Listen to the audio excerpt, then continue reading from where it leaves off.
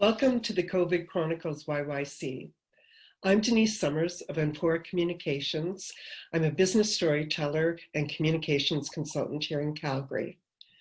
Today we're talking to cross-cultural expert and keynote speaker, Tina Varughese. And Tina's one of the most fun, vivacious, and engaging people I know.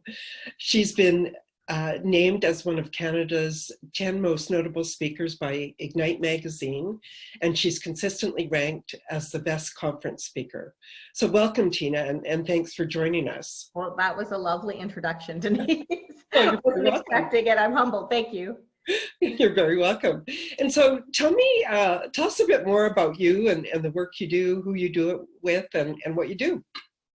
Professional speaker and trainer. I focus on diversity and inclusion, so definitely relevant topics right now. My background lies, I used to work with the Immigration Office for the Province of Alberta for years and worked with people that really chose Canada to be their home. And I recognized there was a bit of a gap in terms of cultural differences and what companies needed to learn in terms of our own cultural competence. And I just thought I could probably help mitigate and manage some of the challenges that organizations and companies were having. And so I left that position and I first started a relocation and settlement company working with oil and gas expats coming into Calgary at the same time launching my speaking business. And so I've been working for myself since 2007, went full-time on the speaking in 2011 and have been having fun ever since. And you speak all across Canada, is that correct? I speak all across Canada, a little bit in the States as well, but mostly throughout Canada. In fact, you know, BC before COVID, I wasn't really in Calgary working a ton. I'm based here, but definitely speak throughout the country. Okay. And so what sets you apart as a speaker? Why would I hire you as opposed to someone else? Yeah, I think one of the things that people probably like about me is I take difficult topics like diversity and inclusion and unconscious bias and actually make them a little bit fun. I use a lot of humor. I try to build bridges than walls with humor, and I find that's very relatable. I find that's the common piece, common thread.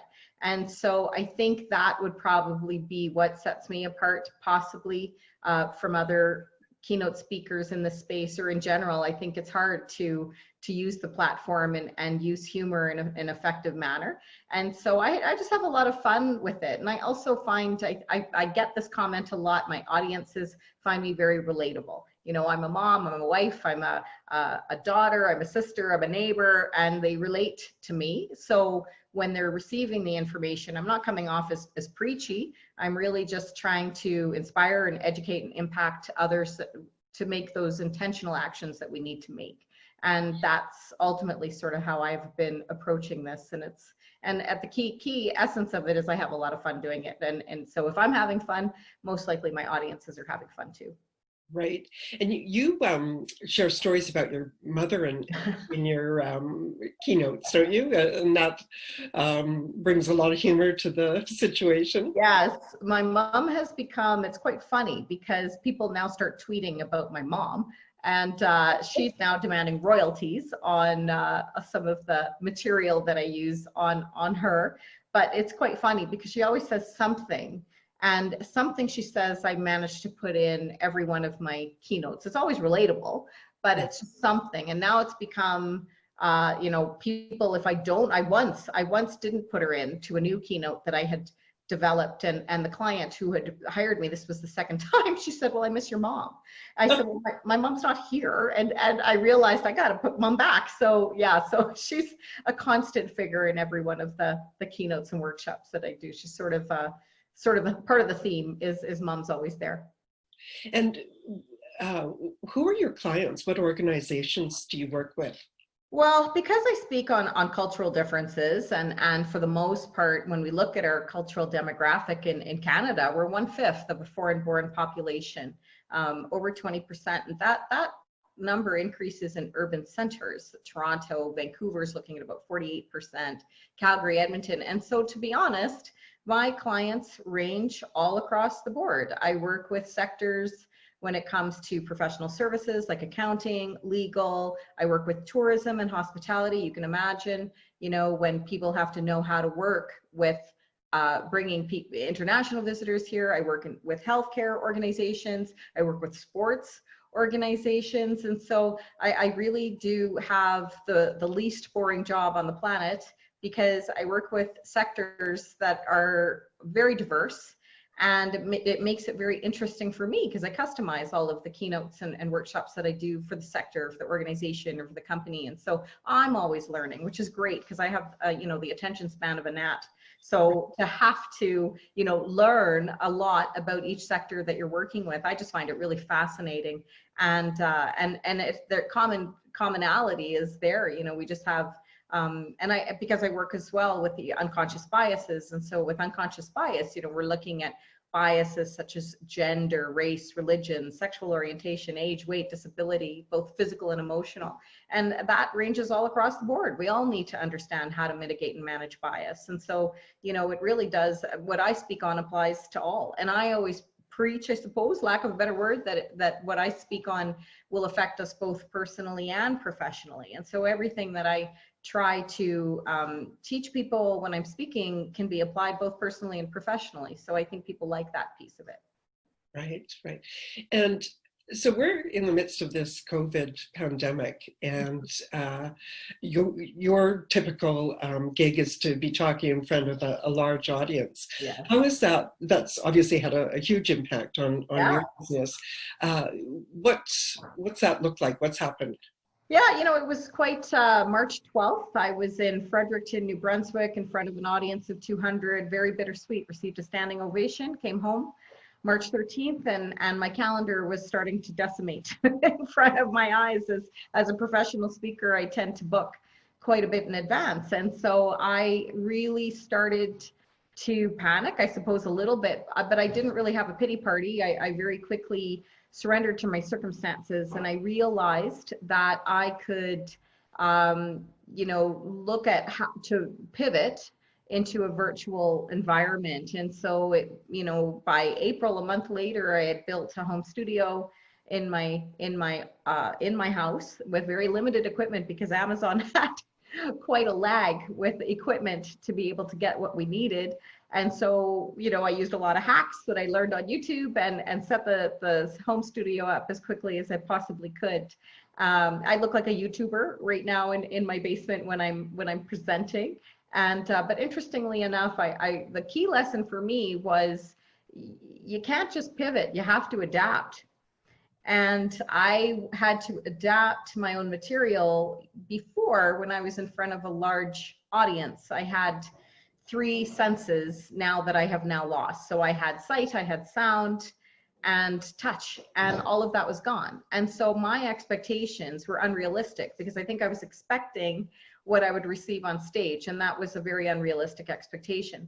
So once I adapted to the virtual space and started to have a lot more fun with it, presented in a much more intimate fashion, really connected with my audience in a way that I couldn't connect, quite frankly, on stage, so that it created much more meaningful conversations and much more interaction. And I did have a lot of fun with it. I still implemented all the humor. I just had to figure out, well, are they laughing? You know, are they getting it? And so I just kind of bring them into the presentation every 5 minutes or so. They're engaged and doing something with me. So it's sort of like being along for the party. So they become part of it.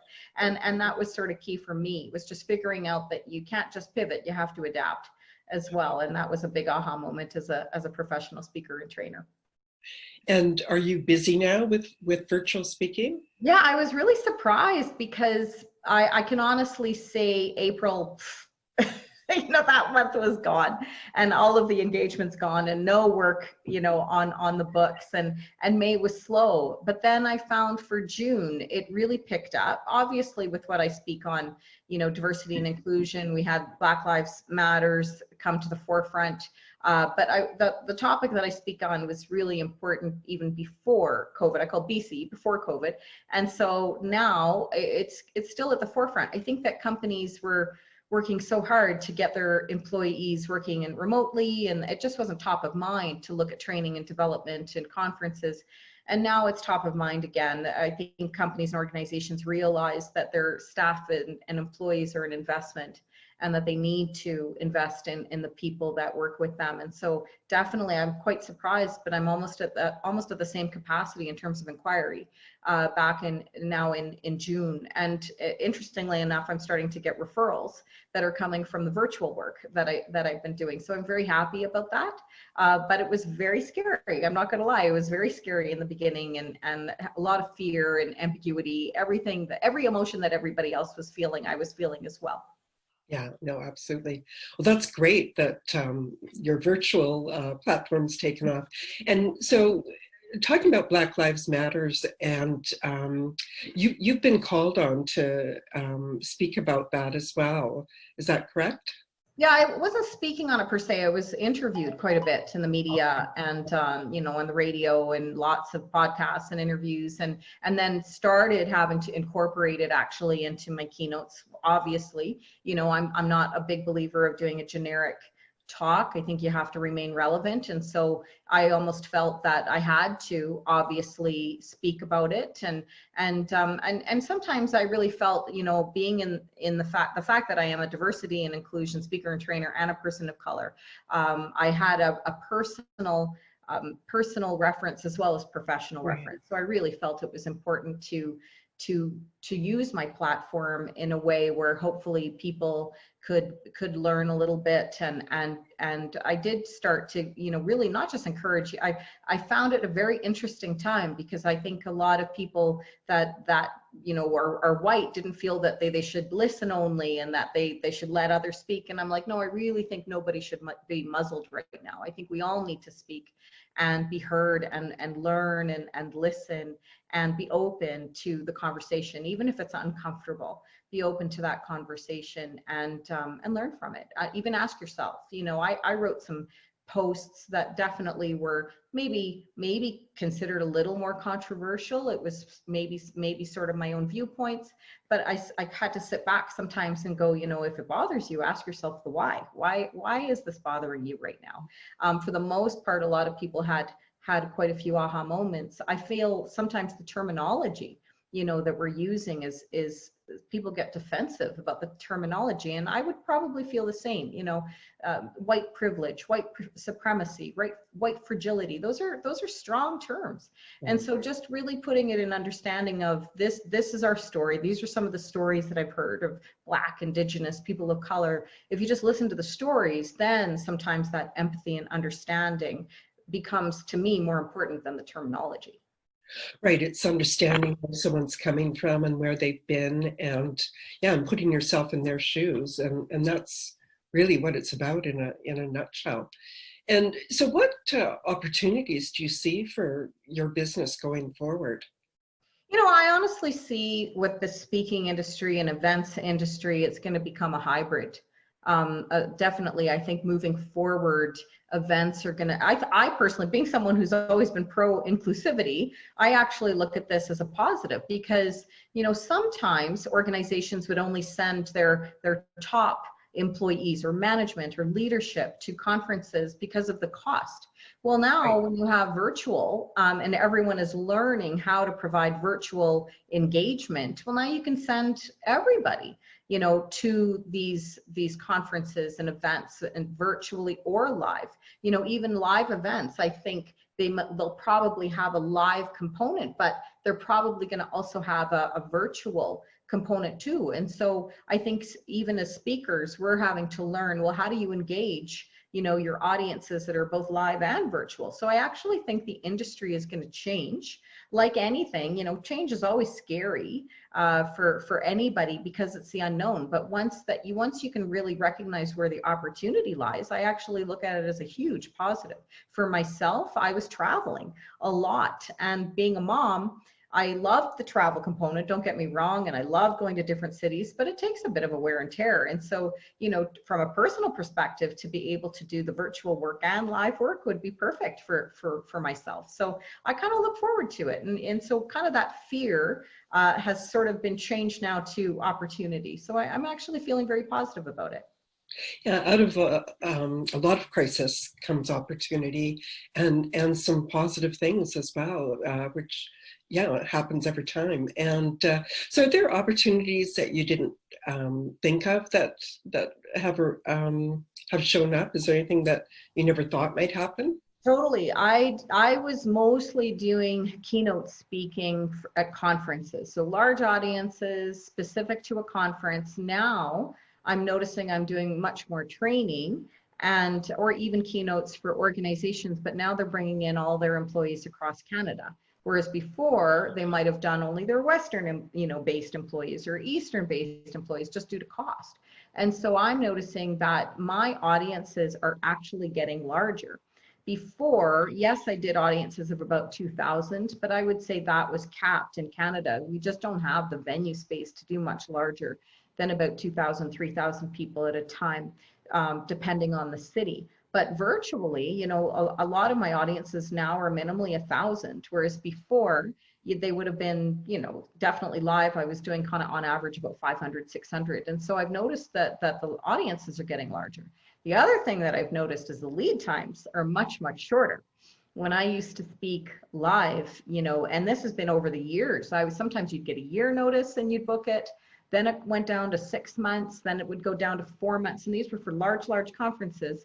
Well, now with virtual, I'm lucky if I'm getting a week to 2 weeks notice sometimes and sometimes it's longer if they're conferences. I'm getting definitely my lead times are a bit longer for conferences. I'm starting to book for 2021, but I just did a very large contract last week that I will be presenting in 2 weeks time, and that's for an organization across Canada. So the lead time is very, very short now. And part of it is you don't need venue, you don't need food and beverage. You really don't need AV because usually the speaker has the platform. So yeah, I've noticed some changes, not necessarily bad ones, good ones, just change. Yeah. And so you may end up being busier than before. I don't know. I have to say I've been having some fun. Usually, when I would travel, you would do your speaking engagement, and I always joked my parking spot was at the Calgary airport, and then you would be on a plane for such a long time. It was hard on the system because of jet lag. Well, I did post a picture on social media because I had just keynoted, and then I sat in my hammock in my backyard. Right. and that just was not what I used to do before. And I'm like, oh, that was a hard day's work. And I think it was 9 a.m. because of time differences, so now I'm not really dealing with jet lag, but dealing with time difference. And so, yeah, so it's, I don't know per se if I'll get busier, but I will say it's much easier to do multiple engagements on the same day in a way you could never do before with live. So it'll be interesting to see how this pans over time. Right, right. And you're also working on a book. Can you tell us about that? What it's about? And yeah, I'm attempting. I know you're a writer, so it's definitely, I'm sure, much easier for you than me. I have started my book on my signature keynote, which is 50 Shades of Beige, and communicate with the cross-cultural advantage. So it's really about cultural differences, how everybody has a story, unconscious bias. I get so many people to interview through people that have heard me speak. There's so many people, and not necessarily just people of color or immigrants, but people that have worked abroad or people that manage teams. And I just truly believe everybody has a story. And so, and that's the piece that I love about writing the book is these interviews. I've just learned so much. And Zoom has been, this is something else I've changed. I used to always do my interviews over the phone or at Starbucks, and now I'm doing them all over Zoom. And that's been wonderful too. You really do create a different connection, being able to see some people that I hadn't seen in a long time. So that's been a wonderful, wonderful project for me. And I was assuming that would be my pandemic project, but of course now it's going to be something, and I'm learning how to write more effectively, but it's definitely, it's not easy. And so finding those time blocks is so key for me. I know some people, say, oh, just write every day for a half an hour. I find I need a bit of a time block, but it's working, and I'm really enjoying the process, getting better at it as I go. any idea when you think it might be ready to be released into the world? Yeah, well, I'm glad you're asking that because then that just builds accountability. So, Yeah, we've got you on film now. exactly. Or It's now on record. yeah. I was kind of hoping if I could have even a rough draft done by the end of the year, I would consider that as a big coup. So if I had a rough draft done by the end of the year, and I think that's feasible, I'd be pretty happy. And then maybe next year to take it to market would be fantastic. I'd be one of those if I could manage that. That's great. Yeah, that rough first draft is always the hardest for sure. I And don't know. I haven't gotten through that part. yeah, well, take it from me. And so, do you have any advice or anything you'd like to say to business leaders and owners as we, go back as we return to the office, post the lockdown, and as well about inclusion and diversity in the workplace right now? Yeah. A few things. I had written a keynote specific to these challenging times. It was virtual leadership, where communication, collaboration, and compassion intersect. And it was really all about virtual work because, of course, I was working with global companies already that had already been virtually working or international. So that piece was in there, but also the mental health piece. I really felt that, mental health, this was a very challenging time for people. And recognizing that, even from an inclusion perspective, when I started presenting and receiving the feedback and what resonated, I really noticed that men and women were responding differently to the challenges of pandemic. And at the end of the day, that mental health piece, especially for both, men and women, was so important. And so we're not out of that yet. That fear and unknown, we don't even know exactly when our kids will be going back to school. So in every province, it's different. So when you have those challenges of when do schools open and then trying to coordinate that with when, people are going back into those offices, well, that all meshes together. And so I really, encourage employers to recognize we're not working at home, we're at home working during a pandemic. And that's very, very different. And so, really listening to the needs of your employees, being open to the conversation and creating psychologically safe environments. So psychological safety is as important as physical safety at the workplace. And I think great leaders recognize that they need to have psychologically safe environments where any employee can speak without ramification to their position. So they really need to feel comfortable. And to create that comfort, that comes from the top, that comes from leadership. Right. Yeah, no, exactly. And so where can people get a hold of you if they want to reach out to you, Tina? So my company is called T-Works, and my website is tworksforyou.ca, tworksforyou.ca. You can call me, you can email me. I'm on every type of social media, LinkedIn, Facebook, YouTube, Instagram, Twitter, I'm on it. So any of those methods, I would recommend phoning. I'm extroverted, so I'll happily pick up the phone or email, and I'll get back to them right away. Okay. Well, it's been great having you on the COVID Chronicles, and thank you so much. Thank you so much for having me, Denise. Yeah. And thank you to everyone for joining us, and stay safe and stay healthy, and Calgary strong.